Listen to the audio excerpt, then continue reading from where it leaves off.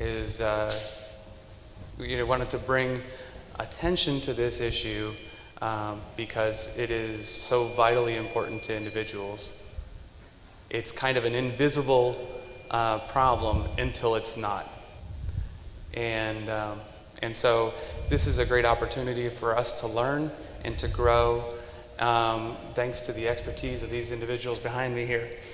I want to especially thank Erica Henshaw, who is here, over here, who has helped bring this all together through her connections and her energy, and also the Irvington Presbyterian Church, who's come to join us.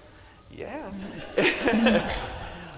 We really appreciate you and the work that we can do together, going forward.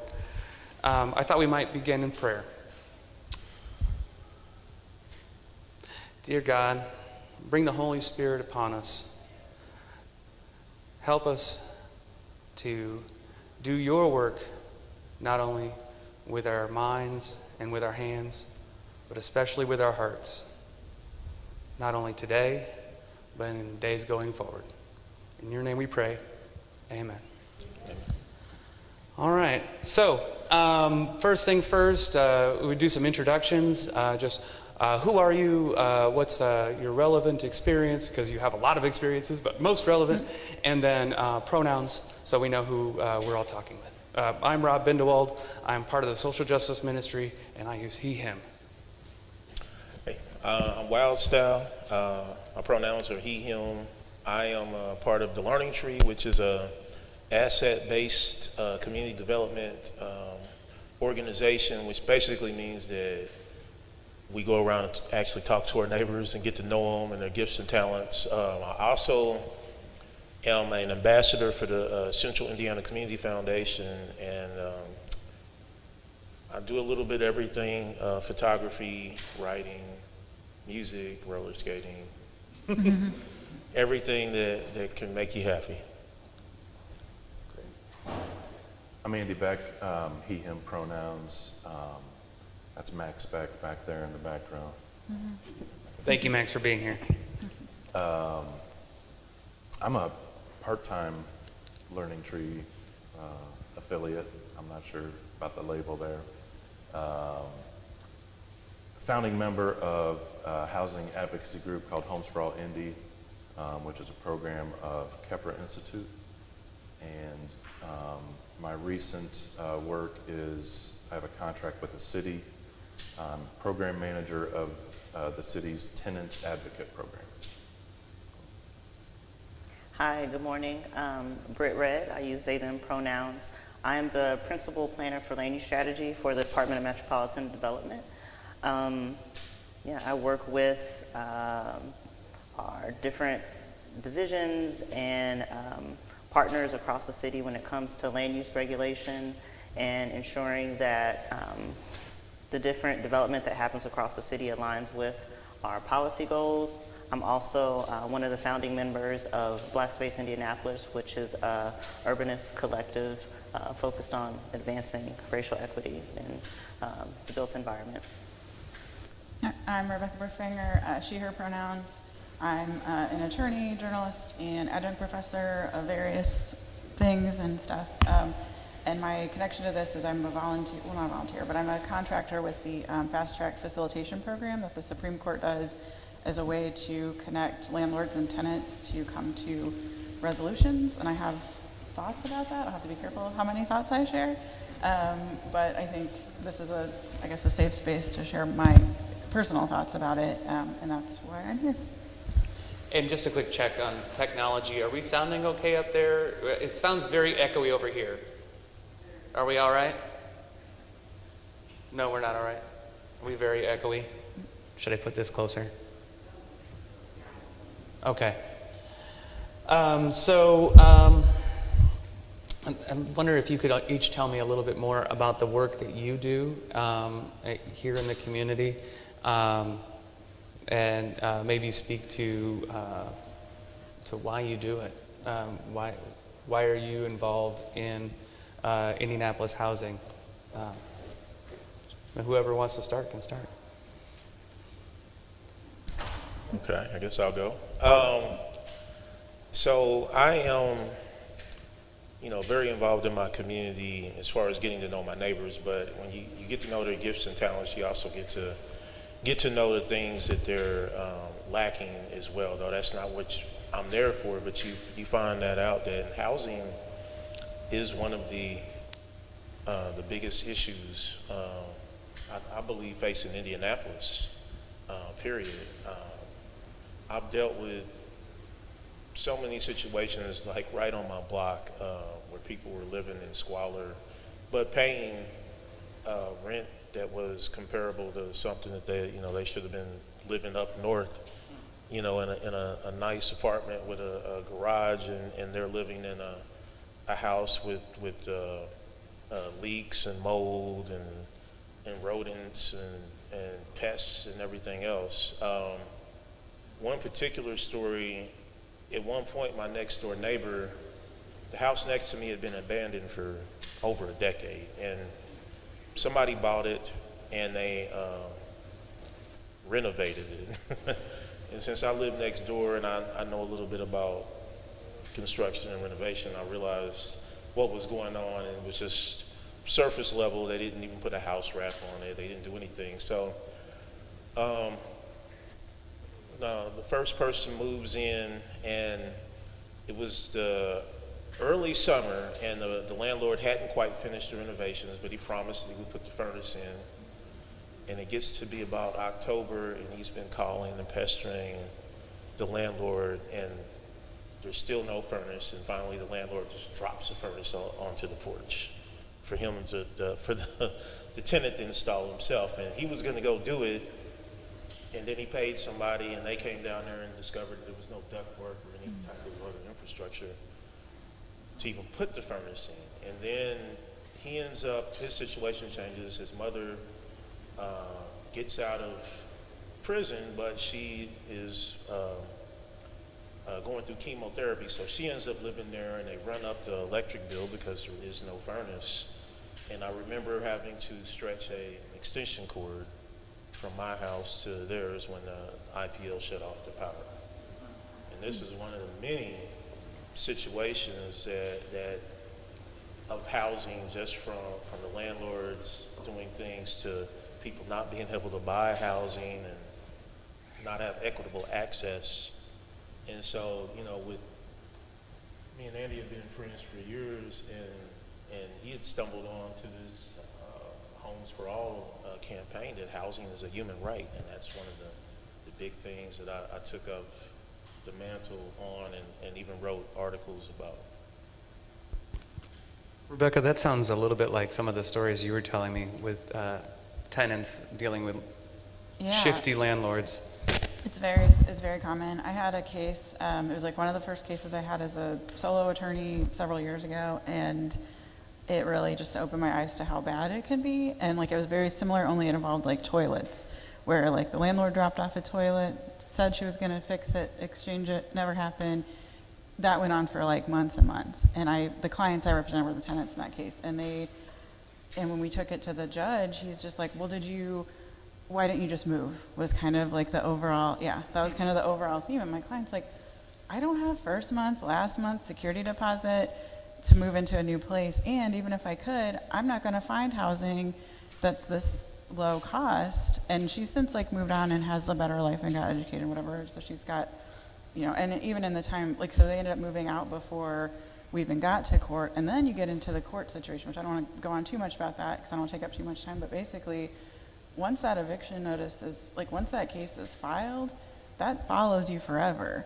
Even if you aren't, like, my client wasn't ever evicted because they already moved out. And so the court was like, well, we're not going to, okay, so the eviction part is dropped, but we still have to have damages hearing.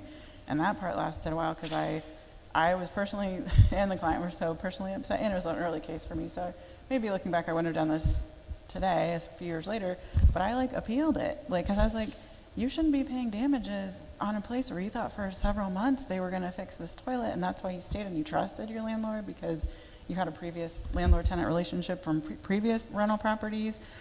And but I think also there are just so many of these cases that once they get to court, it's just like very quick process. Like you don't get a lot of time, and I'll get into more about like what they're trying to do to make it a little bit better for the court system aspect of it. But after that case, like I personally don't want to take any more tenant landlord cases on either side because I just feel it's just so rough. Like, but that's why I do the fast track facilitation and sign up for that, because I like that I can still try to help things in a different way. But I'll say too, like I know in Warren Township and I think other townships around the city, I don't know all the details, but each of them are having like legal aid folks there to try to help tenants like walk through the process and have somebody to help them. But again, I'll say too, like once that eviction is filed, people are just so hopeless in the situation. They might not even realize that if they can fight it anymore, if they do, if that's going to even matter at that point. Because again, it's going to be on their record pretty much no matter what, and that's a whole other issue people are going to have, like with their credit scores and finding housing if they do just move out, like the judge suggested. So, yeah. For me, I'm more focused on the policy side, and the reason why I came into the work that I do now is kind of out of frustration, seeing how policy can be done in an inequitable way that perpetuates segregation, and people not understanding the history behind why our city is shaped the way it's shaped, why majority of the black population in Indianapolis lives, within, I think it's like a few miles of 38th Street, or why Meridian Kessler has been predominantly, overwhelmingly white and wealthy for most of its existence. And we can undo that. We can do policy in a way that's more equitable. Also, we need to educate folks about the history of racism in policymaking.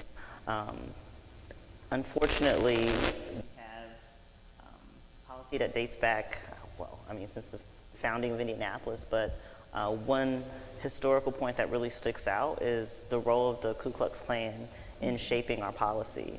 Like in the 1920s, the Ku Klux Klan basically ran our state, and that just doesn't go away once we shun the Klan and they become like a fringe organization. We had our police officers, our school board members, our governor, our mayor were in the Ku Klux Klan, and they literally passed an ordinance that said black people can't be here, white people and black people can't live in the same space, and that shaped the way that our land has been used. And then from there, I'm not going to go on a whole history lesson. I told Rob I'm really passionate about the history, so I'm trying not to go through a history lesson. But from there, real estate practices have been implemented to shape where people live and where people can't live. And then land use, our zoning ordinance had the same role. So I'm passionate about using policy in a way that undoes that, and then looks at it through a lens that it can be equitable, and it also can be inequitable. We have to acknowledge that. I think my housing work started with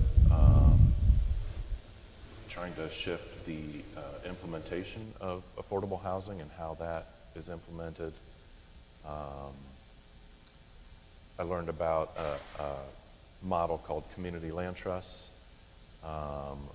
where the period of affordability is permanent or 99 years, so well into the future, as opposed to 5 years or 15 or 30 years, where those apartments or houses are then moved to the market, and those affordable units are lost. There's a debate in there about which is better and which creates more wealth and which furthers or limits gentrification and displacement. But I'm on the community land trust side. the pro-community land trust side. That's been my main work within the Homes for All Indy group. And DMD, the latest budget coming out, the city budget coming out this next year has some money in there to launch and operate a citywide community land trust to create and hold permanently affordable properties. So that's been my main task, my main focus within the housing work. And there's a lot of, like Britt said, you could go on about history. I could go on about community land trust for a couple hours, so I'll spare everybody. I actually just heard in the news, I actually have heard Jeff Bennett speak to this a few times. Is that what he's speaking about this week, is this land trust? Yeah. Okay. Yeah. Deputy Mayor Bennett has been helpful with our project and pushing it and moving it and putting dollars towards it. So, yeah, we're really excited that our friends at DMD are giving us some money to launch this thing. I don't know if it has to do with my filter changing, just because we've been trying to put this panel together for a while. But since it came to the social justice ministry, like collective mindset to have this conversation, I've been hearing a lot more in the news about it. It seems like things have gotten worse in the last year for individuals and for the city writ large. I wonder if you can talk to, maybe not the full history, although I want to know more about resources for learning that. Like, what's pushing Indianapolis into worse territory than it has been even in the past? Well, I'll just briefly say, like, Indiana was already like one of the worst states, and Indianapolis was one of the worst cities as far as evictions pre-pandemic. Like, there was a study in 2016, I was just reading about it, because I read it before, like, as I was doing research for that case I was just talking about a few years ago. I was reading all these, there was a study, I think it was 2016, saying how it was like a national study, and Indiana was one of, I think, 2 states that had 3 cities that were on the list. It was like Indy, I think Fort Wayne, and Evansville. Oh, South Bend, yeah. And so it was bad pre-pandemic, and I think it's just always, and the other thing is, like, once they get to court, it's a very landlord-friendly court system, where it's the tenant's responsibility to tell the landlord if there's a slumlord issue. We'll just call it what it is.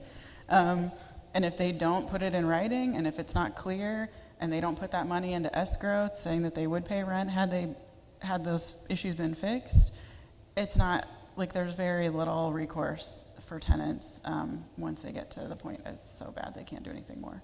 I'm going to say this right now. Without the help of, like, somebody in finance already doing that, I have no idea how to put money in escrow. Well, exactly. Right. And most people don't know. I have a mortgage, Right. and I'm not sure what that even means. It just is money that I don't have. Right, exactly. Like, and you might not even have access to a bank account because your credit might not be good enough to set up an account to put it in. So it's just, you don't know it, like, kind of like you're saying, like, until you get into it personally, you don't know how to even work the system there. And by that point, it's probably too late anyway, whether it was you had a medical issue and you couldn't, you had bill issues due to having to pay off medical debt, or you had a bankruptcy, or whatever is going on that you're running in the first place. There's just so many barriers. But yeah, that was something, because I remember when I was, again, just trying to help this person, I was like, well, on an equity issue, it seems like you shouldn't have to pay rent if you moved out before your lease ended, but you were paying up until that point. And it became a whole thing of, like, what constitutes notice, and again, like, what is the tenant doing to fix it when it just sounds backwards. So. Yeah, and what- The pandemic exposed how bad things are. It is known around the world that Indiana is the place to go own property. The laws are loose. There's almost no responsibility on the owners, and some of them have got duped into buying properties where people were already living in there with no power and no water. the city at one point was transferring hundreds and hundreds of properties to out of state, out of country buyers that were, go hire a management company and would put people back into squalor for profit. And one of the biggest issues is why people never speak up is because we've been in a housing crunch for a while. And then if you have an actionable item, if you have black mold in your house, if you have a roof leaking, or you have something that is really not safe for you to live in, and you call the city about it, the code enforcement will evict you. Yeah, that too. And they will evict Yep. you. And if you put it in writing, they will evict you. And then tell the landlord they'll have to fix it for the next person. And that eviction will go on your record, and then it'll make it harder. So a lot of people had to continue living in places like that and just fix it themselves, deal with it, get sicker and sicker from black mold issues and all sorts of things. And to both Wildstyle and Rebecca's point, I think we live in a very landlord-friendly state. There aren't very many protections for tenants. And in my opinion, a lot of that has to do with our state legislature and the policies that have been passed at the state level to eliminate a lot of those protections. So most cities have policies on the books that provide affordable housing mandates, that provide protections for tenants, that provide, rent control. But back in 2017, our state legislature passed a bill that in one sweeping motion took away inclusionary zoning, which would be developers of residential properties are required to provide a percentage of affordable units. So that's something that's common across the country. Yeah, the city of Indianapolis cannot do that because of the state legislature requirement. So I think not enough people understand the decisions that are being made by the Indiana General Assembly and how it's really removed so many options for providing affordable housing, but also protecting people and making sure they're not put in positions like we're talking about today. Can you speak to the rationale for removing that policy? What was the pitch to Hoosiers that, this protection, it actually hurts you? Indianapolis Apartment Association. Lobbyists, yeah. They've been the Indiana Apartment Association. They've been around, that I can verify, for at least 70 or 80 years, advocating for worse housing, against public housing, and for landlords to be able to do whatever they want to tenants. I've researched it and talked about it in articles. Rob, I think I don't know what the pitch that the legislators, I don't know what their spin on it was, but I think it's all these instances of oppression, just for the sake of oppression. So that's my take on why they're doing that. Yeah, I can, the best case scenario is I can imagine them saying, well, it's good for business. That's what it's about.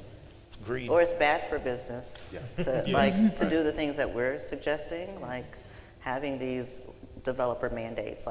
For instance, inclusionary zoning, an argument against that is just that's going to be really costly for the developer. The developer is going to have to spend this amount of money, and it's not, so.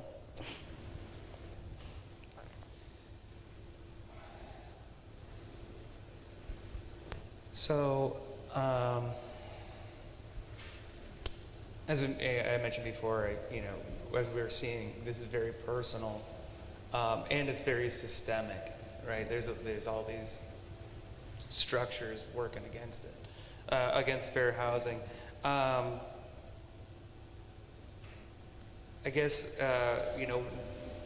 who else is trying to correct this?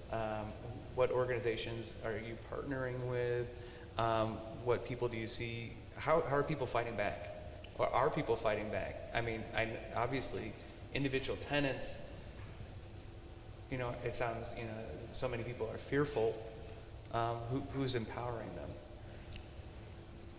I would definitely say Andy has been working with Kepra, and we all have been working together. Jeff Bennett at the city has been wonderful. He's come a long way, is really diving in with the issues and really getting the city to put the money where the mouth is about wanting to fix the problem. And one of the things, even though that the state would not let the city mandate, affordable housing to developers, the city has actually managed to do that by restricting the use of the TIF and city financing, so that it pushes developers to have to include that. So there have been some workarounds, even against the greedy state politics, that were needed and have, started to, produce fruit, but it's going to take a lot more time and a lot more effort too. What's TIF? TIF is tax increment financing, and that's basically, let's say you want to build something here and you would go to the city, and if it has that's in one of those districts, the city would basically front you some of the money for the development, and then they would eventually get that back on taxes, and you'd be signing a contract. And the city has made it clear recently that you're not going to get access to, the city's not going to help you finance these projects unless you do give put a certain amount of affordable housing in there. And so that's how they're able to get around. They can't mandate it by law, but they can cut off some of their financing streams. And that's really been prioritizing folks that are lower income. So recently, I can't remember what year it was, but DMD changed our TIF policy to focus on folks that are, I can't remember what the HUD percentage is, but they're extremely low income. So that's been really important. And I'll say from a land use perspective side, one of the challenges for affordable housing has been, and this is across the country, has been single family zoning, and how, I don't know if you're familiar with single family zoning, but it's basically saying that this land can only be used for a single family home. And if you're aware of some of the wealth gap when it comes to race, then that, not allowing apartments or duplexes really segregates the community. Because basically you're saying, like, we want to keep these people out by not allowing single family, by only allowing single family zoning. So we've updated our land use policy back in 2018. So we no longer, if there's a parcel of land, it's no longer only one recommendation. It's like a variety of recommendations for this site. It could be single family, it could be a duplex or multifamily. So that's one really important stride.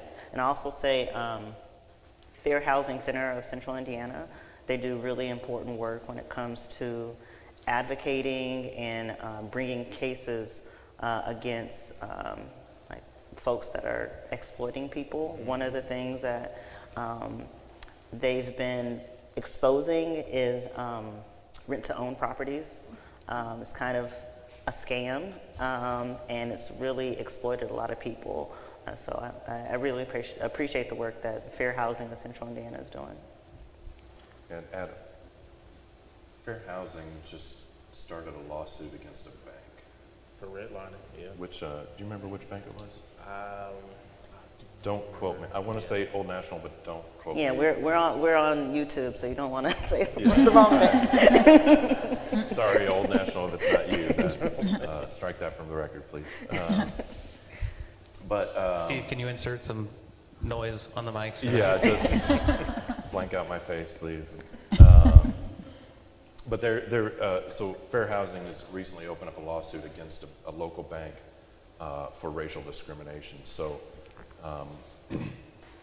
the old policies of redlining, the policies and the laws have been changed, but the practice is still ongoing. So this particular bank closed down branches in minority communities so that access to lending just wasn't there. So, they can get in trouble for denying loans to black and brown people. So they closed the branches so they wouldn't have to go through the process to reach the denial. So to Britt's point, fair housing is excellent and out there fighting. On the Claudette Duffy case. Oh, yeah. Oh, the appraisals? Yeah, That so was- that's another case that they brought. That was like when- national. Yeah, so that case went viral because Claudette Duffy was looking to sell her house, and she got, went for an appraisal and got quoted this shockingly low price. And I think she did that twice. And then the third time, she was like, well, let me ask my friend's white husband to pretend like this is his house. And Like they remove the pictures and stuff? yeah, like she removed everything in the house that could look at of black culture and all her pictures and everything.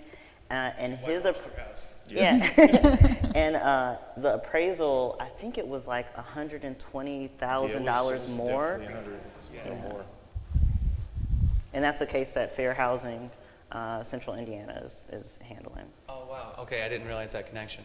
I want to open this up for just a few minutes to questions in just a moment.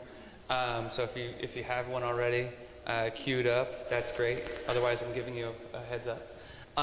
They use the term redlining, and I think a lot of times we think of that as being a historical feature of city planning, but it sounds like it's not really gone away. It's just changed faces.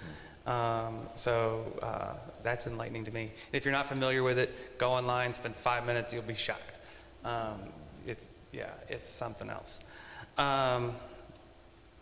So I guess I'm trying to honor everyone's time and stomachs because I know we all will need lunch soon. Do I have questions here? Oh my gosh, so many. I'm going to walk out over here. All right. Wow. I was wondering, can you tell us the name of the bank that was involved in that issue? Let me go look it up. It was Old National. Okay, it was It on that. was? It still is, right? What's that? Is the bank still is involved in that situation, or is It's an ongoing lawsuit. They just okay, launched so- it a week or two ago. Old National? Yeah. Okay. All right. I'm gonna empty those accounts. Who else had? Okay. First, thank you for being here today. This is a huge elephant, and how do we, eat it a bite at a time? But do you have suggestions for those of us that are just learning about this of what can we do? I mean, educating ourselves, I know, is essential, and we need to learn more, and I'd appreciate any references that you can give us to learn more. But is there also some kind of action that is a beginning place that, I'm overwhelmed, but I'm like, got to do something.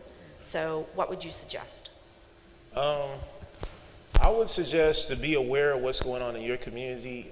There was a situation, not in this community, but over in Fall Creek Place, where a developer wanted to build affordable housing that was on a vacant lot, and it was pretty well done.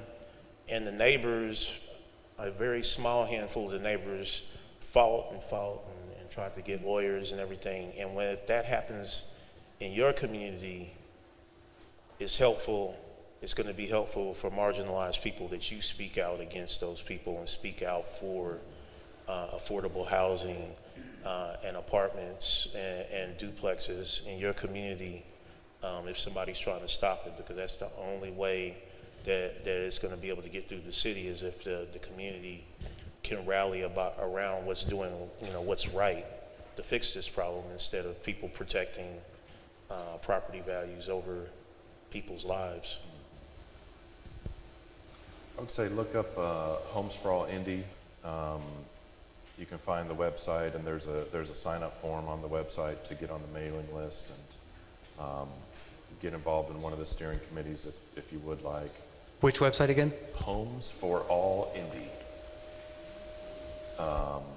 And would also encourage you to challenge your own beliefs and prejudices. I was raised to believe that, home ownership, and then you sell your house and make some money, and sell that next house and make some money. So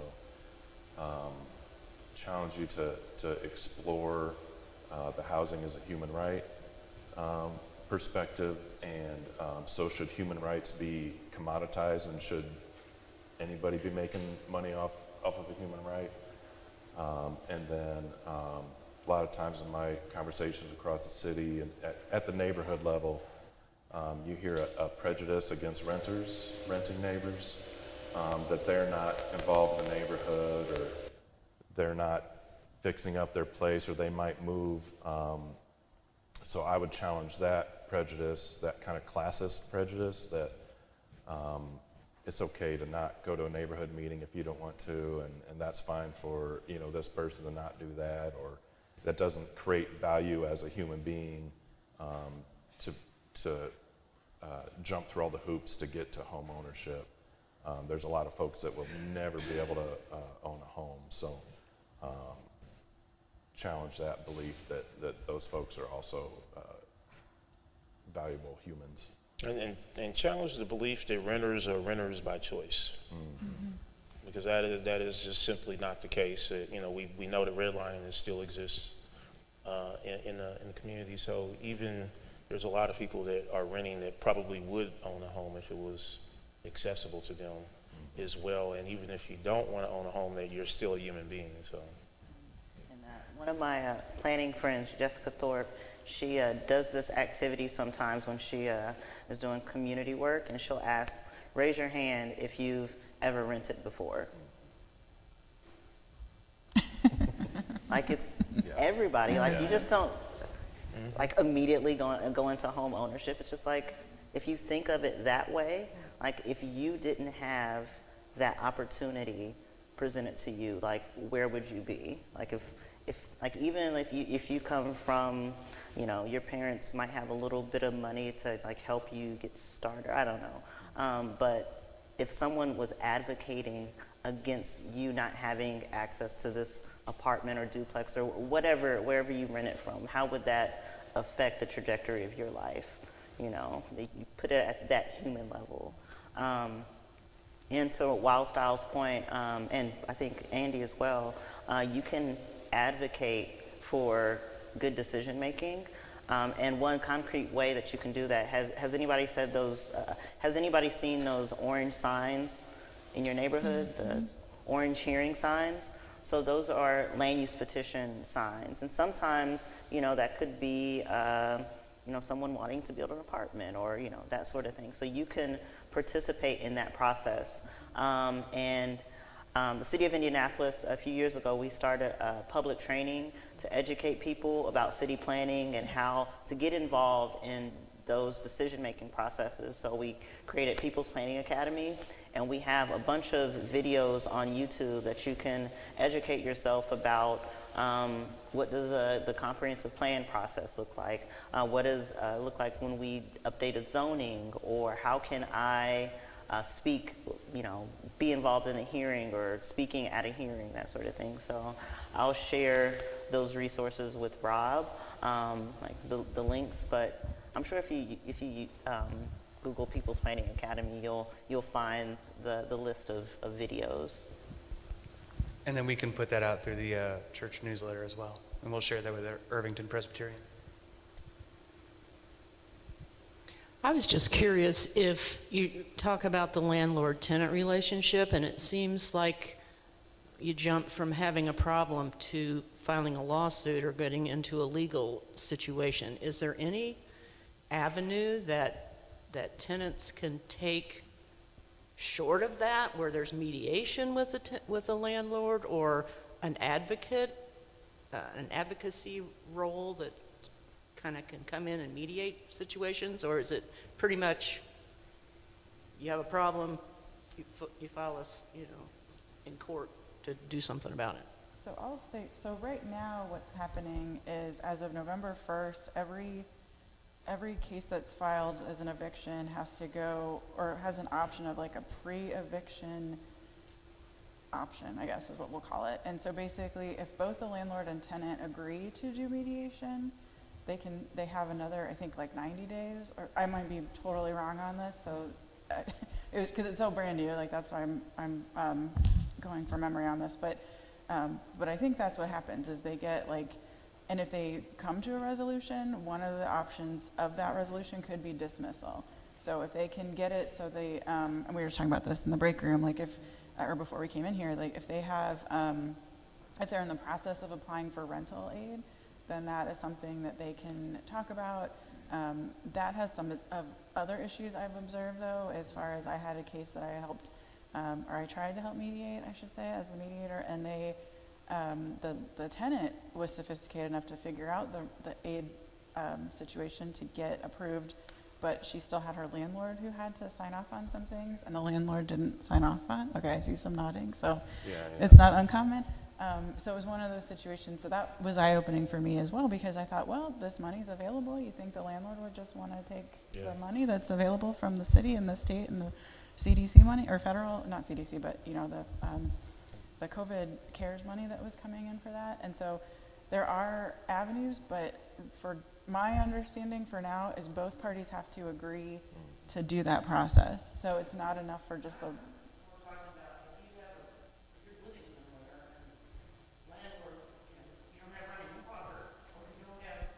electricity or whatever, do you immediately have to jump? Is there a place where you can report delinquent landlords? Yes, and that would have previously got you evicted by the agency that you reported to. If you, yeah, because you could report to the health department of the county, and then the health department. Yeah, Yes. and there would be also the fear of, I think, just retribution for Yes, reporting right. to the health department. Because I had a tenant, like in the situation I was talking about earlier, my tenant, or my client, I said, well, did you report to the health department? And they had once or twice over the years, but even when they reported to the health department came and looked and said everything was fine. So it's kind of a mixed bag of what you're gonna get, even if you do the steps. It seems to me like Indiana and Indianapolis need another term for removing a tenant that isn't punitive or in nature. Like we're saving you from this place, we're giving you, we're leading you to another place. But eviction, since it carries, legal ramifications, finance ramifications, stigma, that's no good, right? I mean, it is, to give you an example, when Oak Tree Apartments at 42nd and Post Road, it was on its last leg. There was only a couple of dozen tenants left, I think, at the time, but a water pipe busted and the whole complex lost water. And those people were evicted in around 10-degree weather by our health department. Now, there were people that I think I've heard that they were able to find most of them places to go, but they were evicted in 10-degree weather. I was wondering about any kind of plan or company or work with absent landlords or landlords who don't live in the state. That's a problem we had run into is at one point is a rental that we couldn't get a hold of the owner. Mm-hmm. Yeah, and is there an organization that's working with a way to talk to those landlords, or? Well, I'll go back to the Oak Tree situation. The organization that was working to get after them was the city itself, and they hired lawyers, and I think they spent hundreds of thousands of dollars on lawyers just to be able to seize it by eminent domain, which meant that I think they still paid the people over $1 million, and it took another $1 million to tear it down. And so there is almost no legal recourse for slumlords that don't live in the city. I mean, you can find them, but you know, it's just not. It's not going to be a very quick process. And it took years for them to seize Oak Tree and then tear it down, and they still had to pay the people almost market rate for the apartment complex. Well, I think that speaks to the use of housing as an investment vehicle. If an international billion-dollar investment corporation owns 500 units in Indianapolis, I mean, they have all the resources in the world, and they're also they have funds that are prepared for the upcoming potential foreclosure crisis with folks not being able to pay for their mortgages. So there's going to be another shift that the investment companies, they have their funds. They've been stacking their funds to prepare to acquire more properties. So there's going to be another property shift away from individuals and local people to a firm, a company, which makes it much harder to get a hold of them, hard to enforce anything, minimal leverage for even the local government. Right.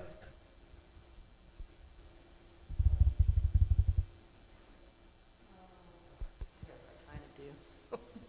So early in the presentation, someone mentioned that in the city of Indianapolis, a large number of properties were sold to out-of-state landlords and investment companies like what you're mentioning.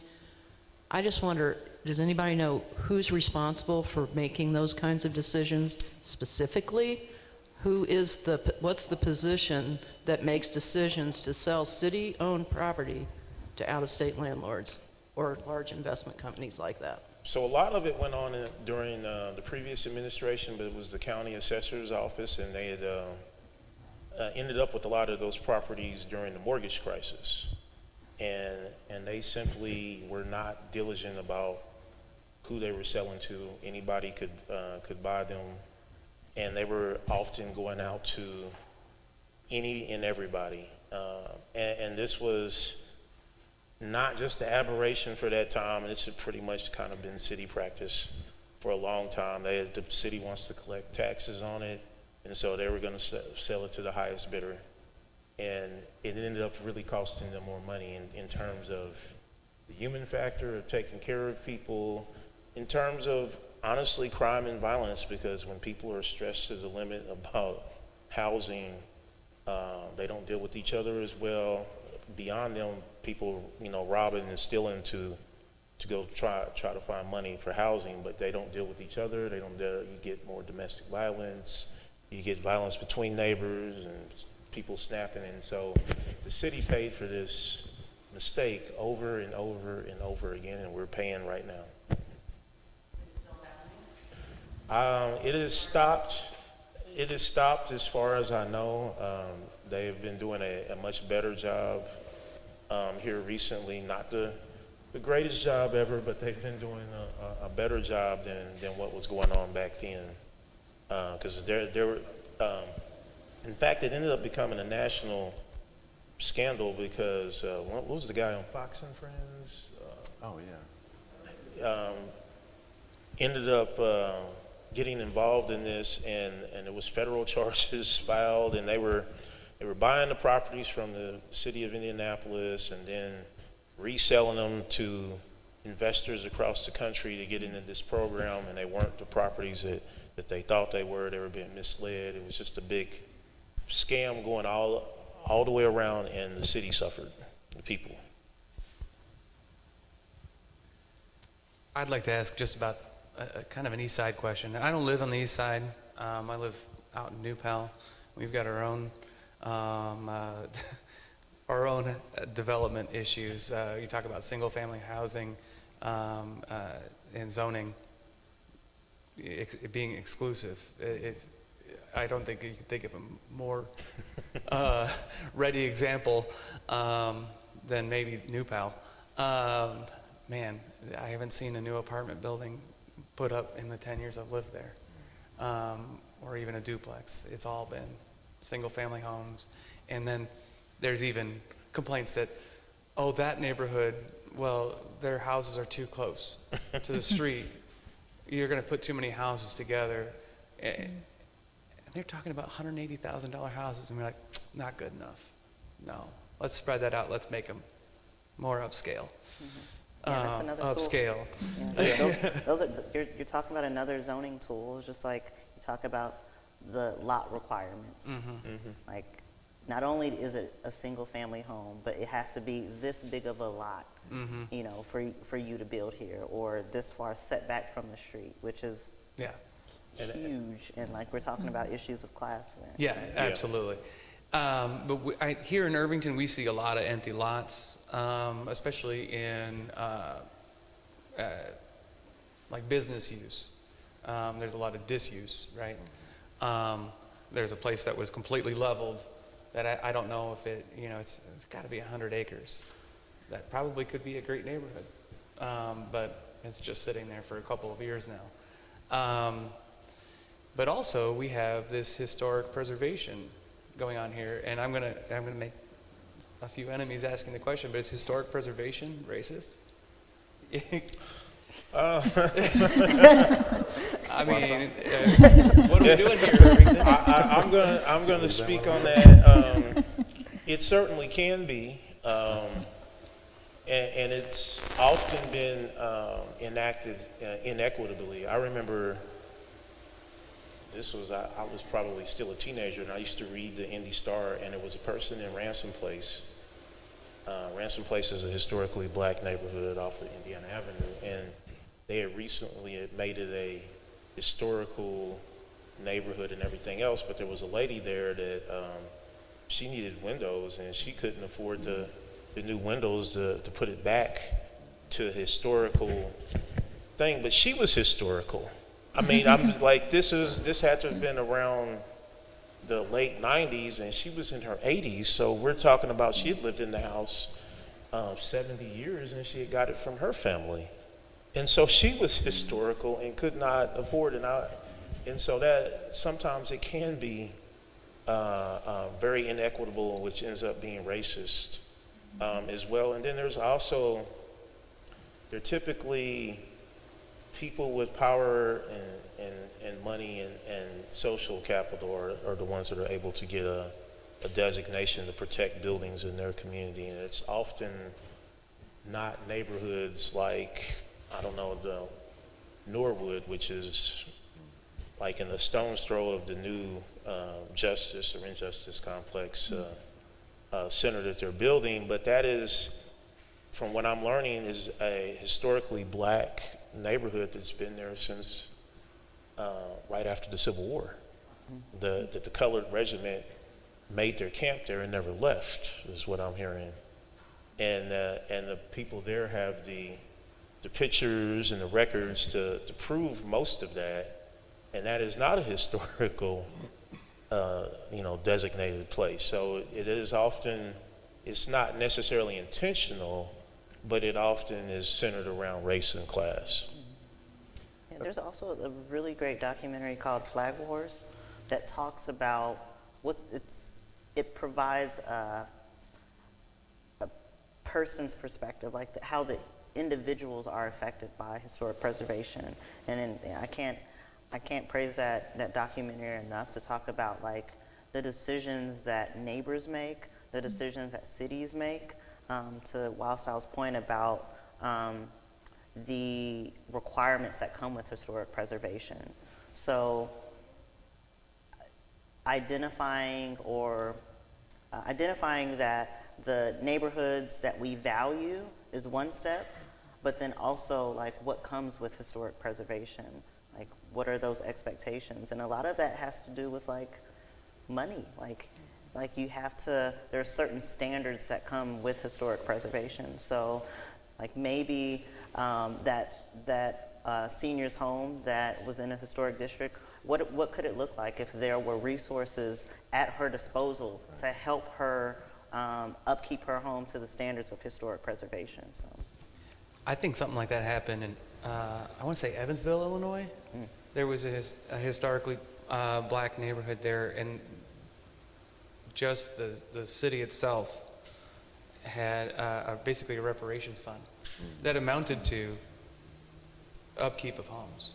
I mean, it ended up being very narrowly defined, but I mean, if you owned a home and you had been there for some time, just like this woman you're speaking of, this would be very, very useful. And that's pretty unique for a black family in Indianapolis to retain that generational wealth, and for it to be potentially lost for something like that is like, yeah, that's a tragedy. Yeah. What was the name of the documentary? Flag Wars. Flag Wars, yep. Well, we are definitely coming up on time, so I just wonder if you have any closing thoughts, anything we missed, anything we want to share with the group. I would say stay curious. Why? When you talked about,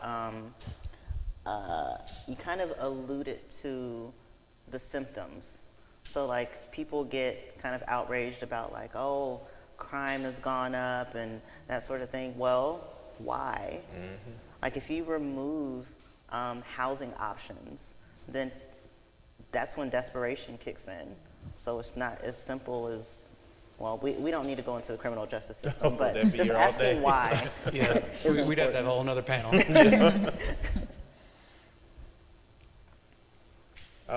I would echo what they said. Stay curious, please. Stay up on what's going on in your neighborhood.